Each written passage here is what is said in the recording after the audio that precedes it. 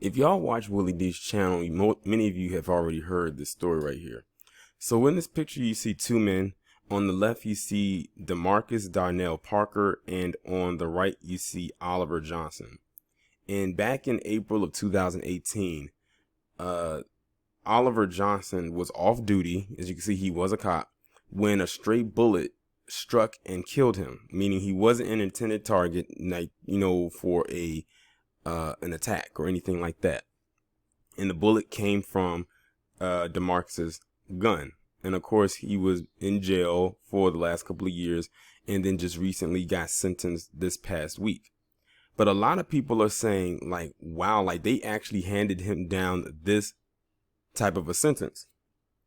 So in case y'all didn't know, this man received a whopping total of 835 years in prison for the shooting death of this off-duty cop. And this happened in Arkansas, by the way. Now, I'm not going to sit here and say that this guy should not have gotten any jail time, because at the end of the day, the bullet did leave his gun and it did kill this man. And if I'm not mistaken, and I could be wrong, y'all can correct me if I am down in the comments. I believe this man was in his home when the bullet struck him, where he was with his family. Now, what if that bullet ended up hitting, if he was married, his wife or his kids? But he was the person that got hit.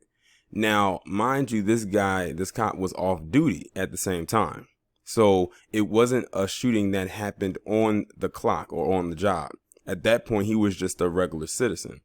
But because he was a cop, I think that's why they handed down this man this lengthy sentence.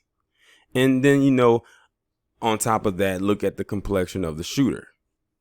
Now, how many times have we heard stories where you've had PC get into it with the cops or even kill cops themselves, and they don't even get these kinds of sentences? I mean, they handed him down 835 years. Those are the actual amount of years that they gave him. I'm like, why would you even tell him how many years he's getting? It's not like he's going to get out. What is he going to do? Go in and die and then come back to life like the Phoenix and then put out, deal with the rest of his sentencing? And the only time I've ever seen something like this before was when they was dealing with Dirty Dick Danny Holtzclaw, when they gave him 200 and something years for the crimes in which he committed back in, 2015, 2014, somewhere around that range. Now, like I said, the guy should get jail time. I'm not denying that he should. But how many times have these law enforcement terrorized us for so long and have gotten away with it almost every time? I mean, look at Amber Geiger. Despite the coonery that her family has displayed to the world and to us, she only got 10 years for walking into this man's apartment that she thought was hers and shot and killed him.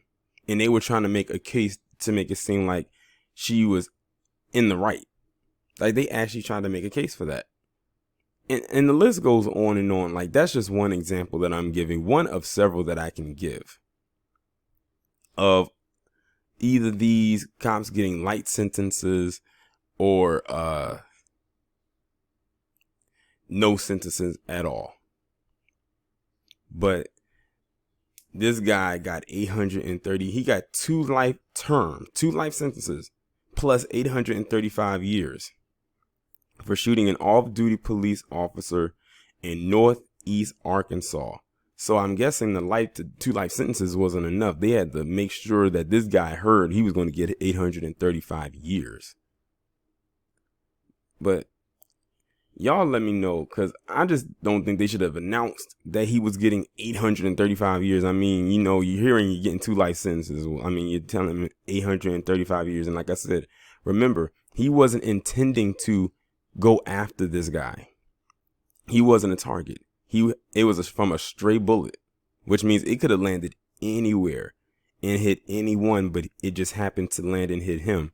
And because he was a cop, that's why they handed down this heavy sentence. Now, I wonder if this would have hit anybody else that says was not a cop on duty or not, would he have gotten that same type of a sentence?